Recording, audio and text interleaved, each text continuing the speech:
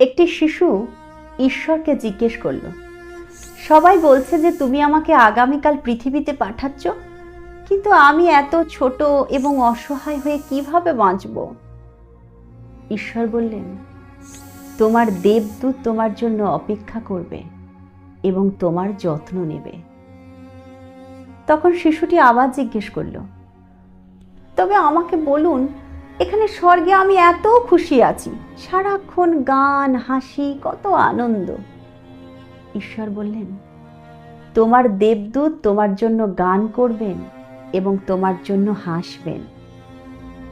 বাচ্চাটি বলল, কিন্তু ভাষা না জানলে সবাই আমার সাথে কথা বলবে কিভাবে, আর আমি বা তাদের ভাষা কিভাবে বুঝতে সক্ষম হব?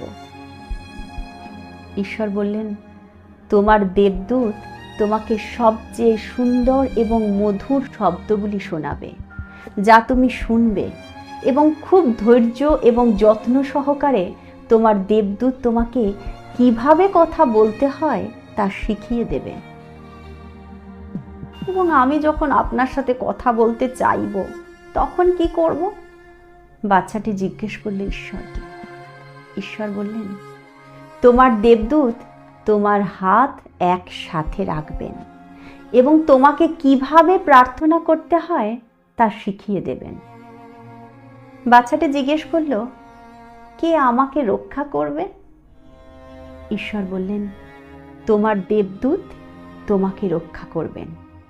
দরকার পড়লে সে তার নিজের জীবন দিয়ে তোমাকে রক্ষা করবেন। বাচ্চাটি আবারও জিজ্ঞেস করল, প্রভু, আমি তো এত ছোট, ঠিকমতো খেতে পাবো তো?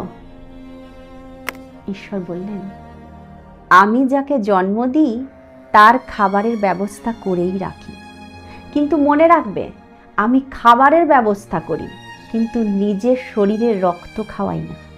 কিন্তু তোমার দেবদূত নিজের শরীরের রক্ত পর্যন্ত তোমাকে খাওয়াতে প্রস্তুত। ভবিষ্যতেও দরকার পড়লে সে নিজে না খেয়ে তোমাকে খাওয়াবে। কিন্তু তাও আমি সর্বদা দুঃখিত থাকব, কারণ আপনাকে তো আর দেখতে পাবো না। বাচ্চাটি বলল। ঈশ্বর বললেন, তোমার দেবদূত সর্বদা তোমার সাথে আমার সম্পর্কে কথা বলবেন এবং আমার কাছে ফিরে আসার উপায় তোমাকে শিখিয়ে দেবেন, যদিও আমি সর্বদাই তোমার পাশে থাকব। সেই মুহূর্তে স্বর্গে অনেক শান্তি ছিল, কিন্তু পৃথিবী থেকে ডাক শোনা গেল এবং শিশুটি তাড়াতাড়ি জিজ্ঞেস করল, ঈশ্বর, আমি যদি এখনই চলে যাই, দয়া করে আমার দেবদূতের নাম তো বলুন। ঈশ্বর বললেন, একজন নয়, দুজন। তুমি তাদের শুধু মা আর বাবা বলে ডাকবে।